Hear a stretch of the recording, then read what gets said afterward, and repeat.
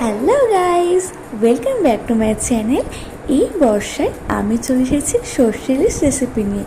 আর সর্ষে ইলিশ করার জন্য সবার প্রথমে আমি সর্ষেটাকে বেটে নিয়েছি কাঁচা লঙ্কা দিয়ে।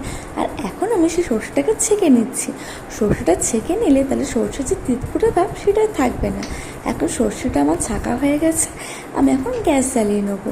আর কড়াই বসিয়ে আমি কাঁচা সর্ষের তেল দিয়ে এখন মাছগুলোকে খুবই হালকাভাবে একটু ভেজে নেবো। হলুদ মাখানো মাছ রেডি রয়েছে। এবার চলে এক এক করে কড়াইয়ে মাছগুলো দিয়ে টুক করে ভেজে নিই। মাছগুলোকে আমি ভাজছি। আর এটা আমার না সবার প্রথম সর্ষে ইলিশ বানানো, আমি এভাবে কখনো বানাইনি। তাই সর্ষে ইলিশের রেসিপিতে কোনো ভুল থাকলে ওতে অবশ্যই কমেন্ট করে জানাবে। তো আমার তো খেতে ভালোই লেগেছিলো।